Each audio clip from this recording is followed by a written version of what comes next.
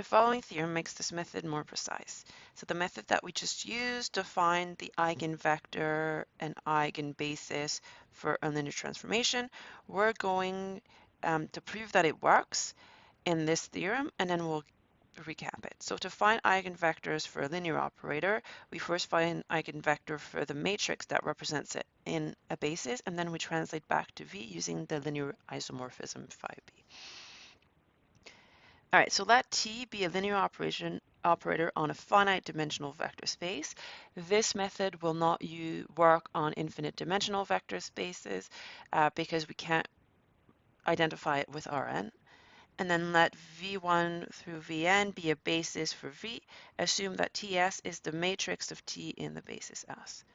If U, the vector U, is an eigenvector of Ts with eigenvalue phi, lambda, then phi of U, which is A1 V1 plus A2 V2 plus AN Vn.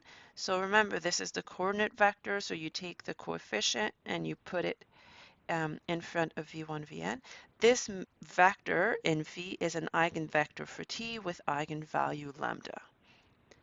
All right, so the other way works as well. If I have an eigenvector of T with eigenvalue lambda, then psi S of V, which takes V and sends it to the coordinate vector, this is an eigenvector of Ts with eigenvalue lambda. And so we have this correspondence between E lambda, one for T and one for A for the matrix here. All right, so let's prove 1. 2 is very similar. Assume that U is an eigenvector of Ts with eigenvalue lambda. That means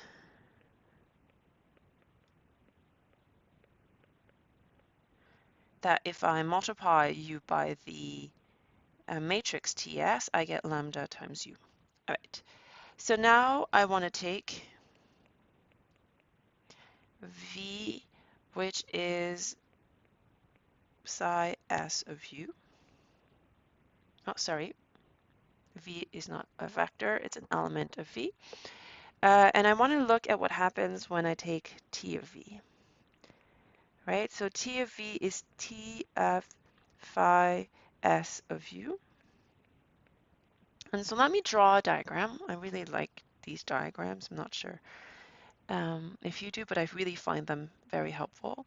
So we've identified V with Rn using a basis. So we have the map psi that goes this way, and we have psi. So phi goes up, psi goes down, and then we have T. And again, we have our two isomorphism here. And the way we've defined the matrix for T is that it completes this diagram and makes it so that whether you take this route or that route around, you get the same value. Okay. All right, so now I'm starting with U here. I'm sending it to V. And I want to know what happens if I take T. Well, that's the same thing as going through here. That is that's Ts of U, and so that's lambda U. And then we apply this map here. Well, so that means I'm taking psi of S of T S of U, and Ts of U we said was lambda U, and then it's a linear map, and so lambda comes out. And so I don't have a choice here. This V must be sent to lambda of V.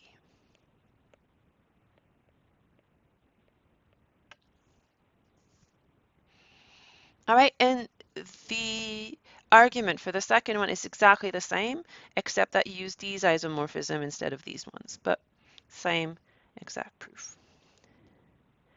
All right, so if we mix the preceding theorem with the result of theorem 2.2.6 and proposition 2.2.7, which says that if you have an isomorphism, you're sending a linearly independent set to a linearly independent set, we get the following result that gives a way of constructing basis for eigenspaces of linear operators. So to find the eigenvalues and basis for the eigenspace of a linear operator, you first find a basis B for V, and then find the matrix A, which is representing T in the basis B. Now you find the eigenvalues of A, the eigenvalues of T are the eigenvalues of A. To get a basis for the eigenspace of T, you find a basis for each eigenspace of A, and then you apply psi to each of these real vectors, and you're going to get elements of V that are also eigenspace. So this is a basis for the eigenspace E lambda T.